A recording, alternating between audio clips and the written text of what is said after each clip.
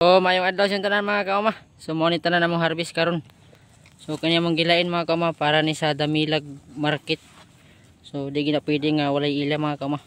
Kay kada adlaw gina sila na order. So gapa kay mo sayote mga kauma. Green kayo. So mo na ila. Tulo ka lupin. So 20-20 na mga kauma kada silupin. So kini para ni katagod mga kauma. So 8 ka sako mga kauma. Katagod. So okay na mga kauma. So mga naog namin mga kauma kay maniud to na.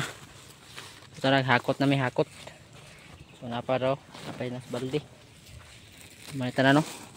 So nag-harvest sa gimig dagan-dagan. So 8 ka sako. Ug 3 ka ingon nato silupin.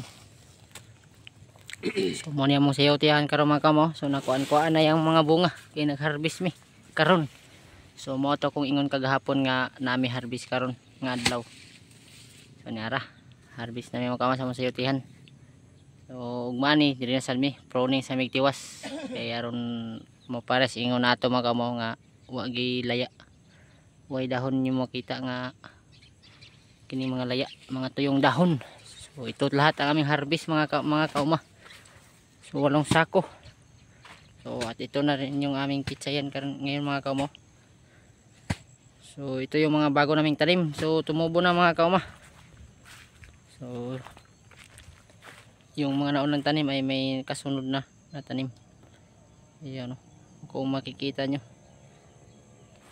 So itong pitsay namin mga kauma ay malapit nang ma-harvest.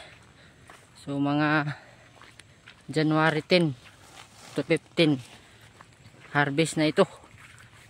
So ayan o. Kung makikita nyo. So ayan. Ang gaganda. Green na green yung dahon. So goods kayo. So thank you Lord. So oh.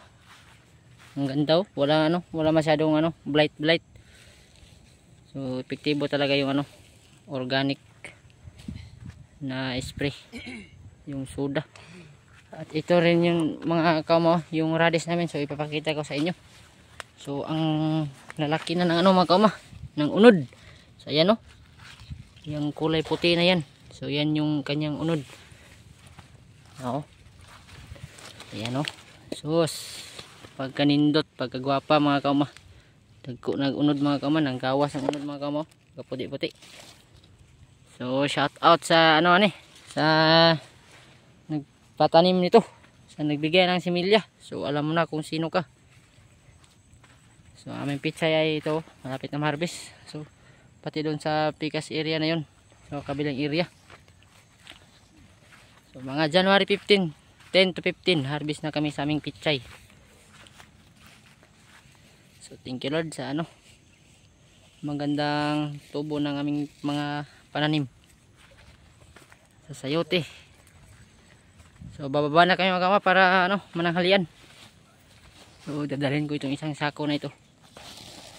So iisa kami.